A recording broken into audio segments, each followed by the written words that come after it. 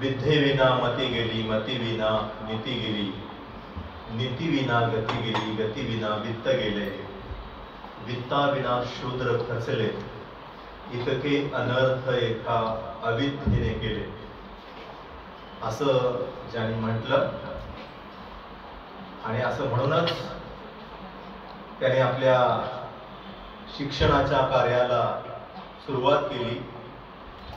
असे स्त्री शिक्षणाचे आद्यजनक, युगपुरुष, क्रांतिपुरुष, ज्योतिपुरुष, महान समाज सुधारक, सत्यशोधक, ज्यांनी सत्यशोधक समाजाची स्थापना केली.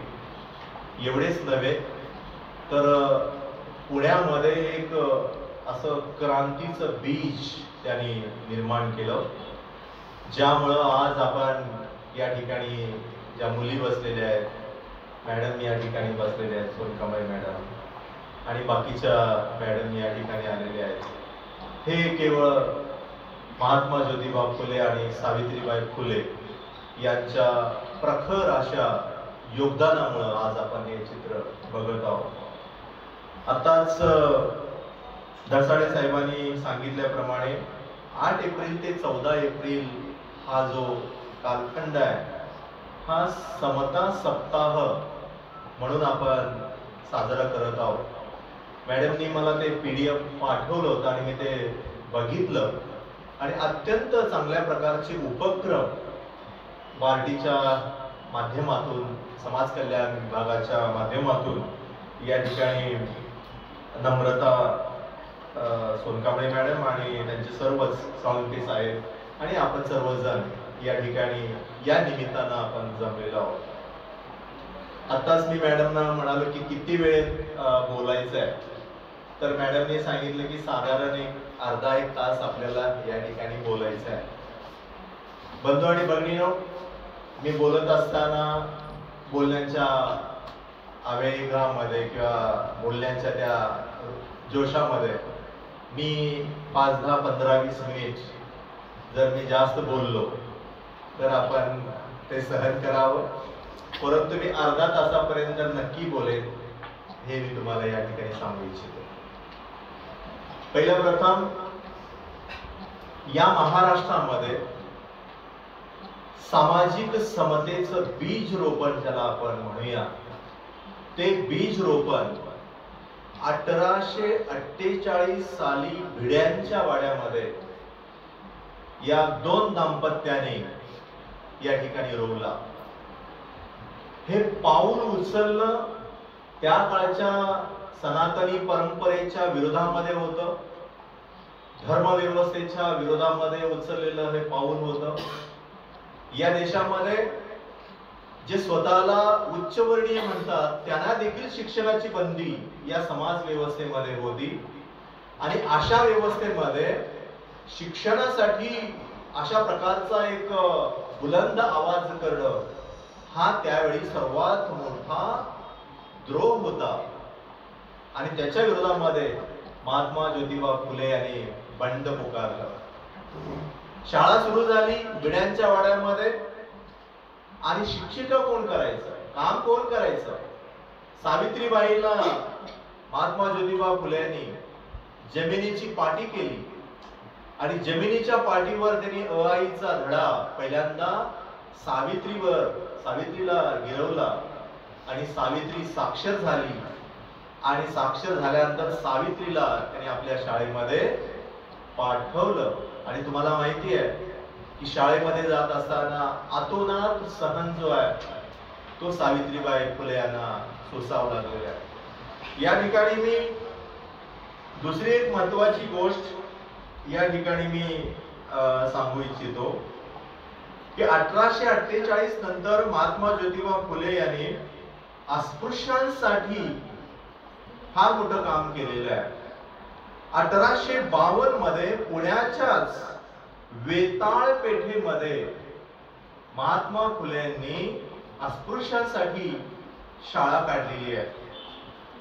आणि या शाळेमध्ये शिक्षक कोण, शिकवायला कोण येणार, त्यासाठी महात्मा फुले यांनी धुराजी चांभार यांना शिक्षक म्हणून त्यांनी नेमलेलं आहे. त्यानंतर गणू शिवाजी मांग यांना देखील महात्मा फुलेंनी शिक्षक म्हणून या शाळेमध्ये नेमणूक केलेली आहे. महात्मा फुलेंचं हे सर्वात मोठं कर्तृत्व आहे, हे आपण लक्षात घ्या. ज्या समाज व्यवस्थेमध्ये शिक्षण घेणं हे बंदी आहे, आपल्या समाज व्यवस्थेनं कशा प्रकारची शिक्षा ठेवण्यात आलेली आहे आपल्या सर्वांना माहिती आहे. जर एखादा अस्पृश्य वर्गातला व्यक्ती वाचायला लागला तर त्याचे डोळे काढण्यात यावे, त्याला वाचण्याची बंदी.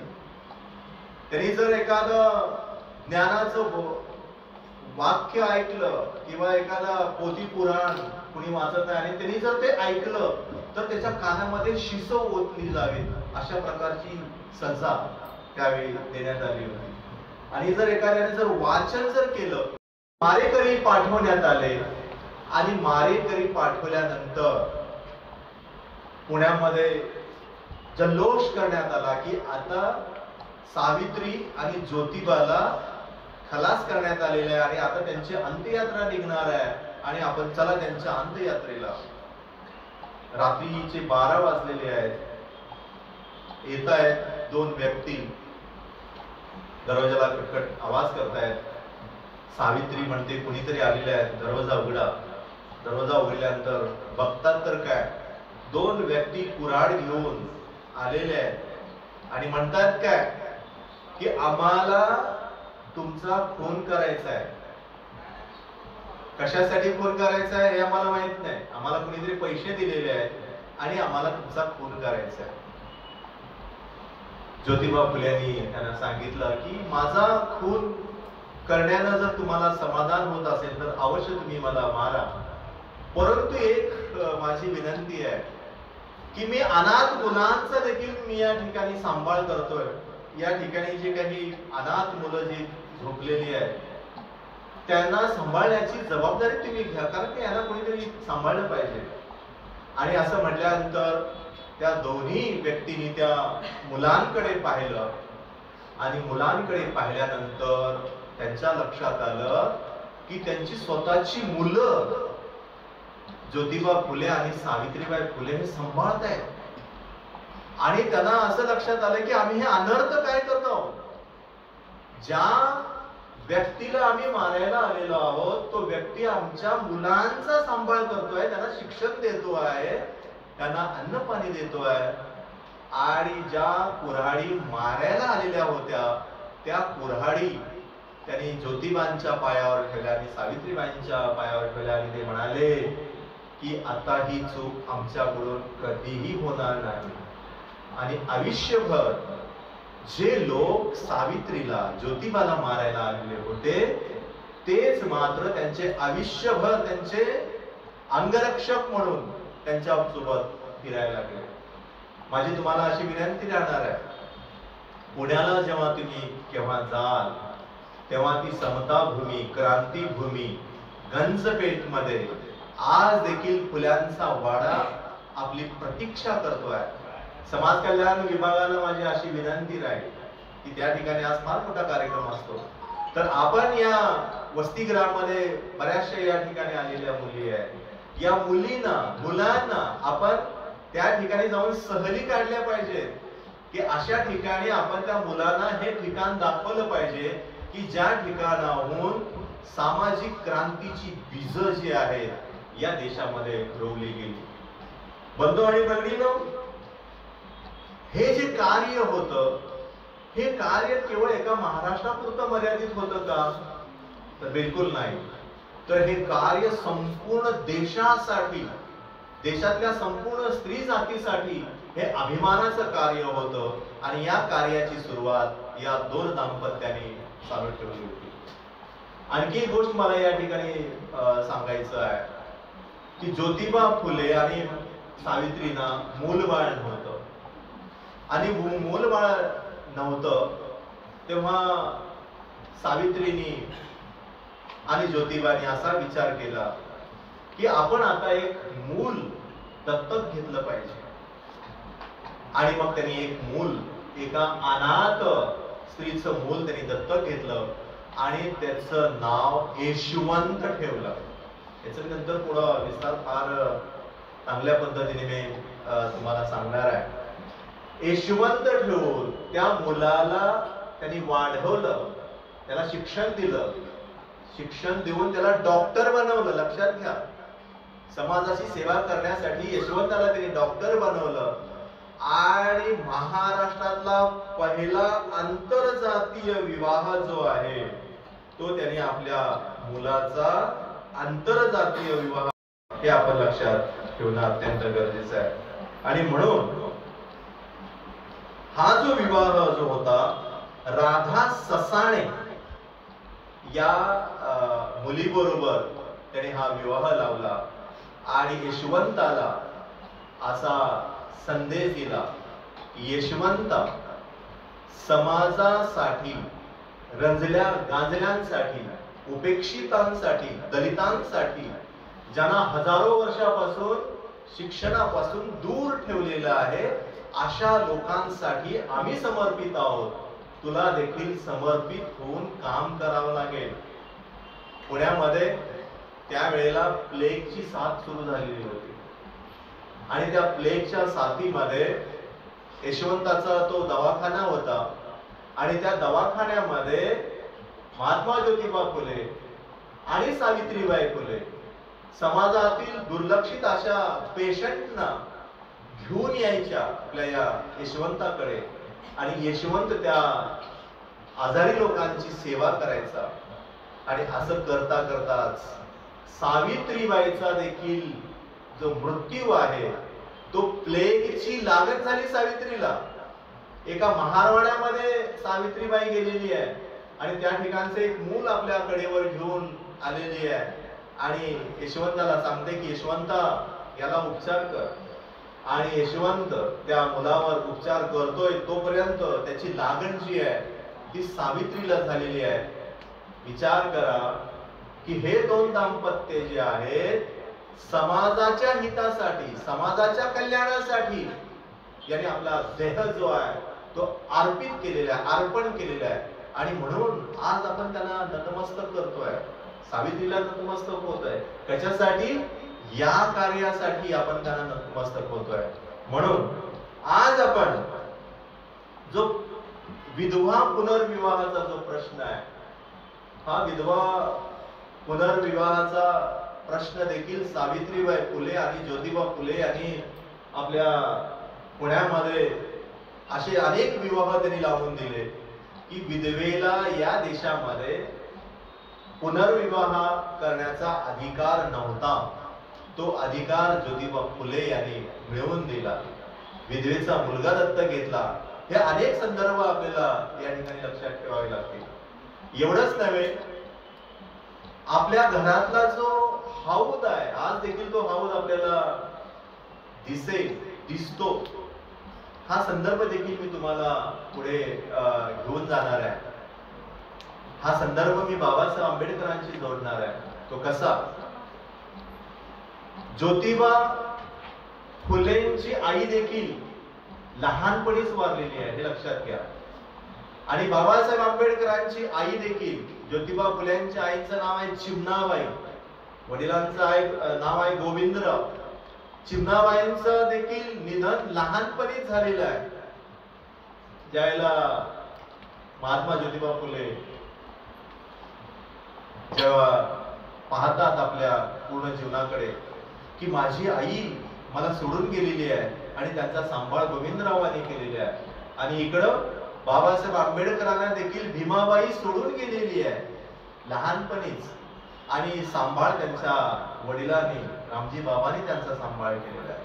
पुन्हा मी तुम्हाला संदर्भ आता यापुढे असा देऊ इच्छितो की यशवंत हे जे नाव आहे, हे यशवंत महात्मा ज्योतिबा फुलेने आपल्या मुलाचं नाव ठेवलेलं आहे. तर बाबासाहेब आंबेडकरांनी देखील हेच नाव आपल्या मुलाला दिलेलं आहे. बाबासाहेब आंबेडकरांनी देखील आपल्या मुलाचं नाव यशवंत ठेवलेलं आहे. बघा, विचाराची परंपरा, महापुरुषांच्या विचाराची परंपरा ही अशी असते. महात्मा ज्योतिबा फुले यांनी प्राथमिक शिक्षणाची दारं जी आहे ती बहुजनांसाठी खुली केली. तर बाबासाहेब आंबेडकरांनी पीपल्स एज्युकेशन सोसायटीची स्थापना करून उच्च शिक्षणाची दारं सर्वांना खुली केली. महात्मा ज्योतिबा फुलेंनी आपल्या घरातला पाण्याचा हौद खुला केला, तर बाबासाहेब आंबेडकरांनी महाडचा चौदारचं तळ हे सर्वांसाठी खुलं केलं. किती विचाराची ही परंपरा. एक महापुरुष काय सांगतोय आणि दुसरा महापुरुष त्याच्या पुढेही अशा प्रकारची विचाराची परंपरा तो घेऊन जातोय.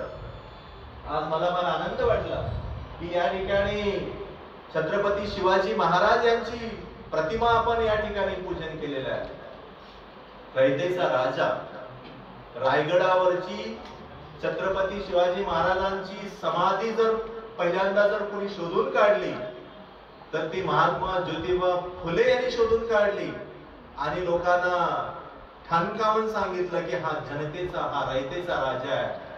आणि पहिली जयंती शिवाजी महाराजांची महात्मा ज्योतिबा फुले यांनी सुरू केलेली आहे. हा इतिहास आपण विसरता कामा नये. एवढंच नव्हे तर महात्मा ज्योतिबा फुले यांनी छत्रपती शिवाजी महाराजांवर पहिला पोवाडा लिहिला आणि तो पोवाडा कुळभूषण कुळवाडी असं त्या पोवाड्याची सुरुवात आहे.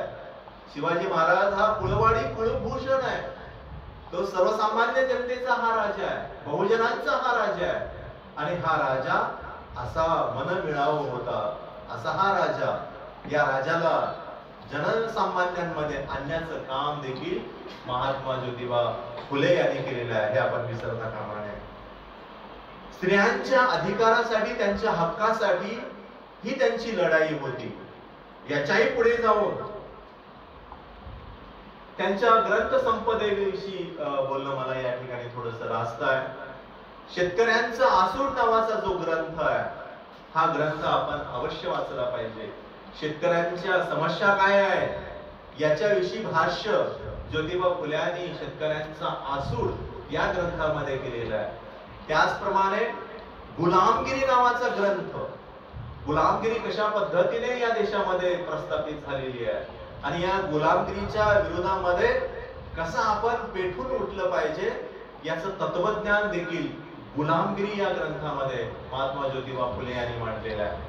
त्यानंतर सार्वजनिक सत्यधर्म नावाचा त्यांचा जो ग्रंथ आहे तो देखील वाचनीय असा ग्रंथ आहे. धर्म हा सर्वांचा असतो, धर्म एका व्यक्तीचा नसतो, तो सार्वजनिक असतो आणि म्हणून त्याचं नाव त्यांनी सार्वजनिक सत्यधर्म हे ठेवलेलं आहे. मुलींना मी या ठिकाणी सांगू इच्छितो की आपण महात्मा फुल्यांचं समग्र वाङ्मय महाराष्ट्र सरकारने, महाराष्ट्र साहित्य संस्कृती मंडळ याने ते प्रकाशित केलेलं आहे. 50 रुपयामध्ये इतकं मोठं महात्मा फुलेंचं समग्र वाङ्मय आहे. त्याच्यामध्ये त्यांचे अखंड आहेत, त्यांच्या कविता आहेत, त्यांचं सर्व साहित्य, त्यांचं तृतीय रत्न नावाचं नाटक देखील त्यामध्ये आहे. महात्मा फुले हे नाटककार देखील होते, हे लक्षात घ्या. महात्मा फुले हे नगरसेवक देखील होते, पुण्याचे नगरसेवक होते. महात्मा फुले हे चांगल्या प्रकारचे बिल्डर होते, लक्षात घ्या. महात्मा फुल्यांच्या कारकिर्दीमध्ये पुण्यामध्ये जे जे पूल आपण आज बघत आहोत त्या पुलाची निर्मिती जी आहे ही महात्मा फुल्यांच्या कंपनी मार्फत करण्यात आलेली आहे, हे आपण लक्षात ठेवलं पाहिजे. एवढंच नव्हे तर सोलापुरामध्ये जी जुनी मिल आहे, आपल्या सोलापुरातली ही जी जुनी मिल आहे, या जुनी मिलचं निर्माण देखील महात्मा फुल्यांच्या कंपनी मार्फत ही जुनी मिल तयार केलेली आहे. तुम्ही आज देखील जुन्या मिलच्या त्या शिलान्यासाकडे जर बघितलं तर त्या ठिकाणी महात्मा फुल्यांचं नाव आपल्याला बघायला मिळतं. आणि म्हणून शेतकऱ्यांचा आसूड, सार्वजनिक सत्यधर्म, गुलामगिरी हे जे ग्रंथ आहेत हे ग्रंथ वाचनीय असे ग्रंथ आहेत. शेतकऱ्यांच्या आसूडचा जर आपण संदर्भ बघितला तर आज देशामध्ये शेतकऱ्यांच्या ज्या समस्या आहेत या सर्व समस्या महात्मा ज्योतिबा फुले यांनी शेतकऱ्यांच्या त्या भूमिकेमध्ये त्यांनी त्या मांडलेल्या आहेत.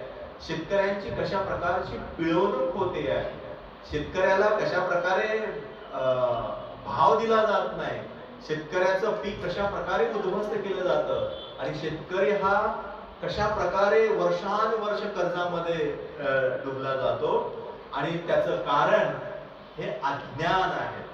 आणि या अज्ञानाला दूर करण्याचं काम त्याने आपल्या पुस्तकांमधून केलेलं आहे. आणखी एक महत्वाचा ग्रंथ मला या ठिकाणी सांगावायचा आहे, तो म्हणजे ब्राह्मणांचे कसब. हा ग्रंथ आपण जरूर वाचला पाहिजे.